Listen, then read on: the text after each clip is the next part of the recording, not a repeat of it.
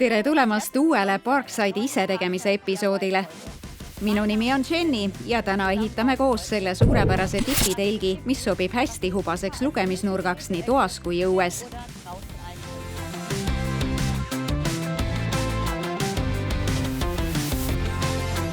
Nagu alati leiab kogu vajaliku teabe juhendist.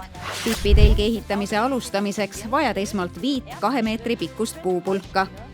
Meie puhul peame puupulgad veel sobivasse pikkusesse lõikama.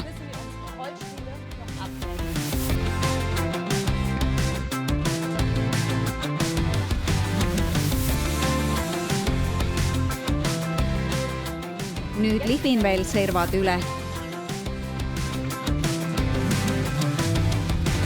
Aseta 5 puupulka üksteise peale ja seo need umbes 20 cm kauguselt otsast nööriga korralikult kinni.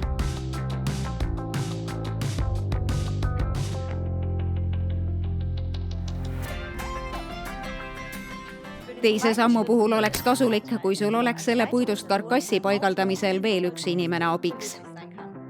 Paigalda puitraam, jälgi, et 5 puupulka oleksid ühtlaselt umbes 60 cm vahedega. Ülal keskosas peaksid need ühtlaselt kokku jooksma. Nüüd tegeleme kangaga.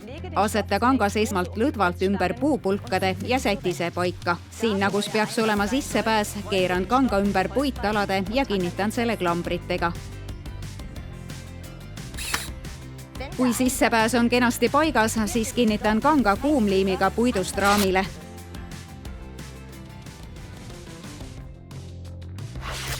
Liigse kanga võib ära lõigata, aga meie puhul liimime selle kinni ja saame nii praktilised taskud.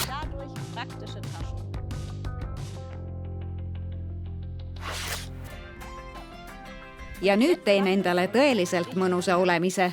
Nüüd ei takista miski sind nautimast mõnusaid suveõhtuid oma ise tehtud tipis. Head katsetamist, tee seda ise!